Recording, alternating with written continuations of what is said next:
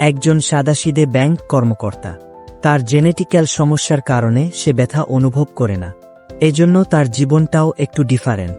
হঠাৎ একদিন ব্যাংকে রবার আসে। রবাররা ব্যাংকের সবকিছু লুট করে নিয়ে যায়। সাদাসি ব্যাংকারটি হয়ে ওঠে ভয়ঙ্কর কিলার। সে এমনভাবে রবারদের মারতে শুরু করে যা কল্পনা করাও মুশকিল। কেন সে রবারদের পেছনে লাগলো আর কি রহস্য রয়েছে এই মুভিতে তা আপনাদের সাথে শেয়ার করব। এই পুরো মুভি জুড়েই থাকছে সাসপেন্স। আর শেষে একটি ধামাকা আছে। বলছিলাম 2025 সালে রিলিজ হওয়া নবকেন মুভির গল্প। এই চ্যানেলে ভিডিও দেখা 95 এই ভাই বোনেরাই সাবস্ক্রাইব করেননি। আপনারা দেখে আমার চেয়েও অলস। যাই হোক, সাবস্ক্রাইব বাটন একটা ক্লিক দিয়ে চলুন এবার মূল ভিডিওতে প্রবেশ করি। মুভির শুরুতেই নাথানকে দেখা যায়। সে সকাল সকাল রেডি হয়ে ব্যাংকে আসে।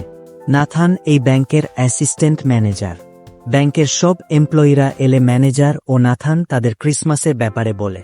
সামনে ক্রিসমাস আসছে, ব্যাংকে অনেক ব্যস্ততা থাকবে, এমপ্লয়িরা যেন সবার সাথে ভালো আচরণ করে। এর মাঝেই মেরি আসে। নাথান মেরির দিকে একটু রোমান্টিক দৃষ্টিতে তাকায়। মেরি নাথানের দিকে তাকাতেই সে এমন একটা ভাব ধরে যে সে তাকে দেখেইনি। ম্যানেজারের স্পিচ শেষ হলে সবাই যার যার ডেস্কে যায়। একটু পর মিস্টার ম্যাথিউ নাথানের সাথে দেখা করতে আসে। কয়েকদিন আগেই ম্যাথিউ এর ওয়াইফ মারা গিয়েছে। ম্যাথিউ আর তার ওয়াইফ এই ব্যাংক থেকে লোন নিয়ে একটি দোকান শুরু করেছিল।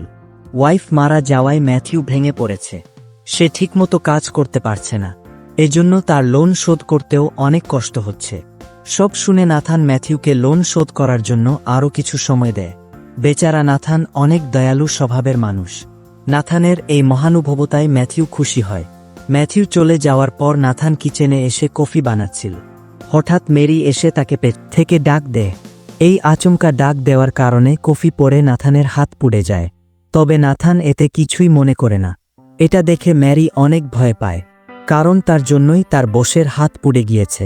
এর মাঝেই নাথানের ঘড়িতে অ্যালার্ম বাজতে শুরু করে।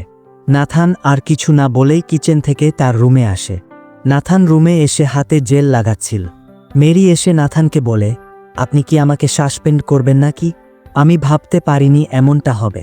নাথান তাকে জানায় এটা কোনো ব্যাপার না, আর এর জন্য সে তাকে কোনো শাস্তিও দেবে না। মেরি বলে, তাহলে আমার একটা রিকোয়েস্ট আছে, চলুন আমরা একসাথে লাঞ্চ করি। নাথান প্রথমে এতে রাজি হয় না, তবে সে মনে মনে মেরিকে পছন্দ করে। একটু পর নাথান মেরিকে জানায় সে তার সাথে লাঞ্চে যেতে চায়। লাঞ্চ টাইমে দুজন একটি রেস্টুরেন্টে আসে। নাথান একটি ড্রিঙ্কস অর্ডার করে আর মেরি একটি কেক অর্ডার করে। খাবার চলে এলে মেরি নাথানকে কেক খাওয়ার জন্য ফোর্স করে। নাথান কোনোভাবেই কেক খেতে রাজি হয়। এতে মেরি একটু মন খারাপ করে।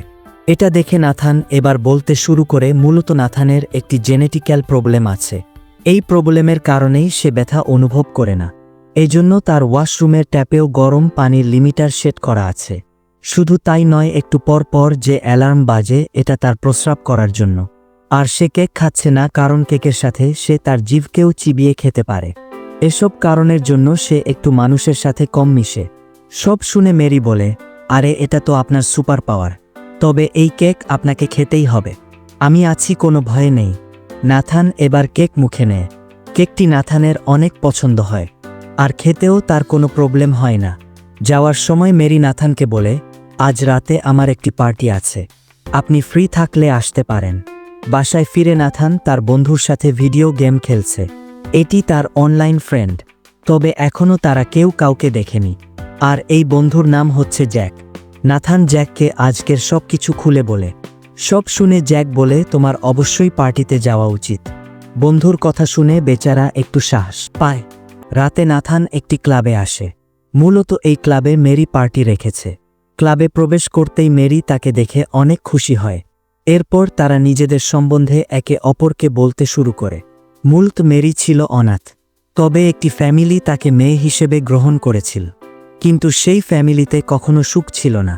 তাই মেরি সেই ফ্যামিলি থেকে অনেক দূরে যায় আর নিজের মতো করে বাঁচতে শুরু করে। এদের কথাবার্তার মাঝেই নাথানের এক স্কুল ফ্রেন্ড আসে। সে নাথানকে নহগেন বলে ডাকে আর কথায় কথায় মারে। মূলত নাথান ব্যথা অনুভব করে না বলে স্কুলের সবাই তাকে হুদায় মারত। এর মাঝেই নাথানের ঘড়িতে অ্যালার্ম বেজে ওঠে। নাথান দ্রুত ওয়াশরুমে যায়।